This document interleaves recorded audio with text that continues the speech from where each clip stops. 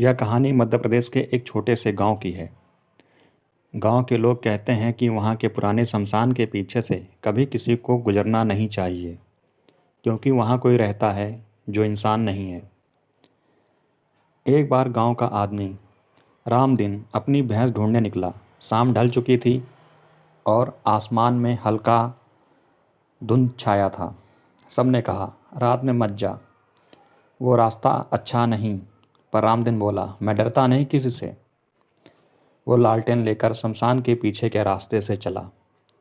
जैसे ही उसने झाड़ियों के पास कदम रखा, उसे किसी के हंसने की धीमी आवाज़ सुनाई दी। हा हा हा हा। फिर आ गया कोई।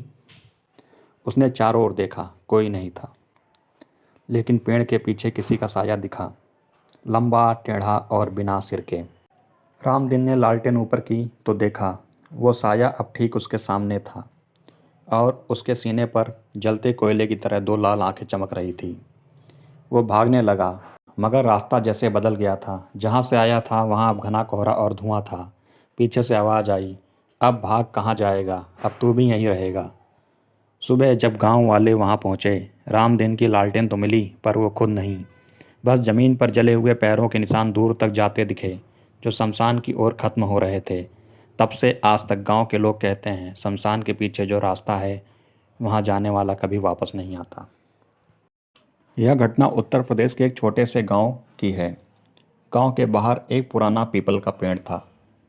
कहते हैं उस पेड़ के नीचे कोई भी रात में नहीं रुकता था, क्योंकि वहाँ किसी के रोने और पायल की आवाज़ सुनाई देती थी। एक बार गांव का लड़का सुरेश शहर से देर रात लौट रहा था। घड़ी में 12:30 हुए थे। रास्ते में वही पीपल का पेड़ पड़ा। सुरेश ने सोचा, बचपन में ये सब बकवास सुनता आया हूँ, आज देखता हूँ क्या सच्चाई है। वो अपनी साइकिल रोककर पेड़ के नीचे बैठ गया। चारों तरफ सन्नाटा था, बस हवा की सरसराहट सुनाई दे रही थी। अचानक उसकी साइकिल अपने आप हल्की हल्की हिलने लगी, जैसे किसी ने पीछे से पकड़ ली हो। सुरेश ने टॉर्च जलाई। पेड़ के नीचे किसी का साया खड़ा था। सफ़ेद कपड़ों में एक औरत, उसके बाल जमीन तक झूल रहे थे। उसने धीरे से कहा, क्यों रुक गया तू यहाँ? सुरेश ने अपनी टॉर्च जलाई। पेड़ के नीचे किसी का साया खड़ा था, सफ़ेद कपड़ों में एक औरत, जिसके बाल ज़मीन तक झूल रहे थे। उसने धीरे से कहा, क्यों रुक गया तू यहाँ? सुरेश का गला सूख गया। वो भागने लगा, पर साइकिल का टायर अपने आप घूम रहा था, जैसे कोई अदृश्य ताकत उसे रोक रही हो। फिर अचानक उसके कान के पास किसी ने फुसफुसाया, यहाँ कोई जिंदा नहीं रुकता, जा जाकर मत आना। सुरेश किसी तरह दौड़ता हुआ गांव पहुंचा। सुबह जब लोग उसके साथ वहां गए तो उसकी साइकिल वहीं पड़ी थी, पर उसके हैंडल पर किसी औरत के लंबे बाल लिपटे हुए थे। उस दिन के बाद कोई भी गांव वाला उस रास्ते से रात में नहीं गुजरा। पुरानी बिल्डिंग में रहने वाली नेहा नाम की लड़की देर रात ऑफिस से घर लौट रही थी। रात के करीब 11:45 बज रहे थे। पूरी बिल्डिंग में सन्नाटा था। वो लिफ्ट के सामने पहुंची और लिफ्ट अपने आप खुल गई। हालांकि उसने किसी बटन को छुआ तक नहीं था। लिफ्ट में कोई नहीं था, पर अंदर हल्की सी इत्र की खुशबू आ रही थी। नेहा थोड़ी झिझकी पर अंदर चली गई।